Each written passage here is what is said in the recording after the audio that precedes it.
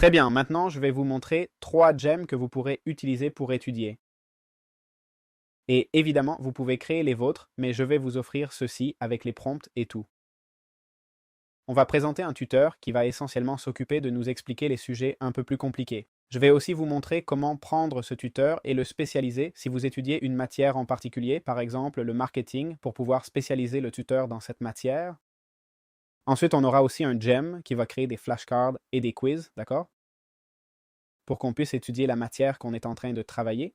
Et enfin, un éducateur visuel, d'accord? Pour qu'il nous génère des images ou des canevas avec lesquels on peut voir visuellement ce qu'on étudie au cas où on lirait, par exemple, un livre et qu'on aurait besoin d'une représentation visuelle pour bien comprendre ce dont on a besoin, d'accord? Alors, on va aller sur Tutor Pro, d'accord? On va cliquer ici sur Modifier.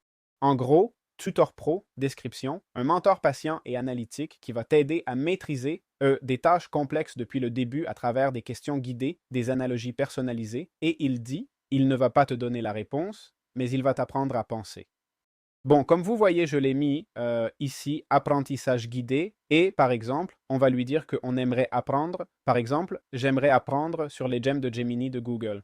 Ici, on pourrait prendre des faits, du raisonnement, mais on va prendre le raisonnement. On va cliquer sur Envoyer, d'accord? Et là, on a un petit aperçu de comment ça va fonctionner, ce gem. Bon, ne vous inquiétez pas, je vous donne les instructions. Comme vous voyez, je ne l'ai lié à aucune connaissance, ni sélectionné l'outil d'apprentissage guidé. Et il dit, c'est un plaisir de te saluer. Les gems Gemini sont des versions personnalisées de l'intelligence artificielle que tu peux créer pour qu'elles fonctionnent comme des experts sur des sujets ou tâches spécifiques. Pour qu'on puisse construire ces connaissances ensemble et utiliser des analogies familières, pourrais-tu me mentionner 2 ou 3 de tes hobbies ou centres d'intérêt? Bon, et là, il utilise tes hobbies ou intérêts pour aussi expliquer d'une façon et avec une thématique que tu comprends déjà un nouveau concept, d'accord? Quelque chose de très, très intéressant. Bon, alors, quelles sont les instructions? Les instructions sont ni plus ni moins que celles-ci. Je vous offre les instructions dans la description. Au fait, vous avez un audio privé de 8 minutes totalement gratuit et aussi un petit cadeau surprise, d'accord? Je dis ça parce que je pense que ça peut vous être très utile, d'accord? Mais bon, vous êtes venu ici pour étudier, alors je ne vais pas vous distraire. Très bien, donc voilà le prompt, d'accord? Alors, comment pourrait-on prendre ce prompt ou ce gem et l'adapter à un tuteur spécifique? Eh bien, tout d'abord, on pourrait télécharger ici différents fichiers pour avoir une référence sur ce dont on parle, si on parle d'un livre, par exemple. Et on peut aussi prendre ce même message, l'envoyer à Gemini et lui dire « Hé, adapte-moi ce prompt pour en faire un prof de maths de terminal. » D'accord? Et comme ça, on optimiserait ce tuteur pour l'étudiant. D'accord? Bien, passons au suivant, au prochain Gemini, au prochain Gem, pour qu'on puisse voir aussi un peu les exemples d'utilisation qu'on a. Évidemment, l'exemple d'utilisation qu'on vient de voir, c'est la rédaction. On va voir le style Canvas. Cette fois, je préfère l'ouvrir directement d'ici et bon, je vais lui demander de me faire un quiz sur les Romains. Évidemment, c'est quelque chose de très général, d'accord?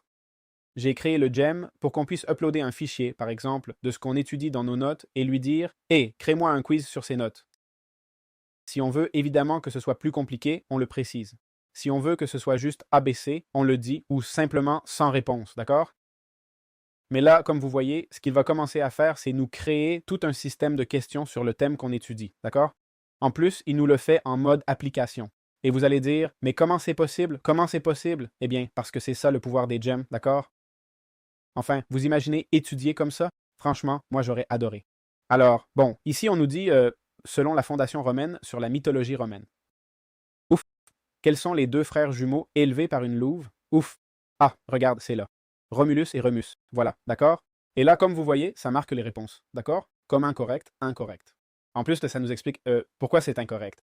C'est incroyable, quoi. Et on a aussi l'option de montrer un indice, d'accord? Pour étudier et que tous ces concepts nous restent en tête.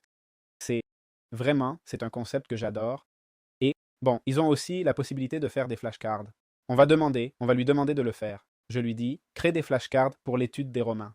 Évidemment, là, je ne précise rien, ni quelle époque des Romains, ni sur... Là, il nous demande de connecter Google Workspace. Bon, je lui ai dit, OK, mais évidemment, si on voulait faire un truc plus cool, moi, c'est juste pour que vous voyez vite l'exemple, d'accord? Mais il faut que vous testiez ça vous-même, parce que franchement, je trouve ça super cool. Si ça vous dit que... Donc, si vous voulez que je joue un peu plus avec les gems, dites-le moi. Et j'ai besoin d'un gem sur tel sujet, eh bien, ou contactez-moi, d'accord? Bon, il me demande, bien sûr, il me parle du fichier. Ah, et il vient d'accéder à mon Google Drive. Je vois qu'il me parle ici de mes fichiers.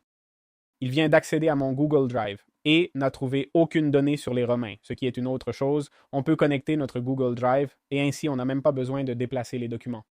Bon, je lui ai dit de me créer les flashcards et de ne rien attendre, d'accord? Et là, il m'a fait les flashcards. Bon, il ne les a pas tout à fait bien faites. Infographie, voyons voir.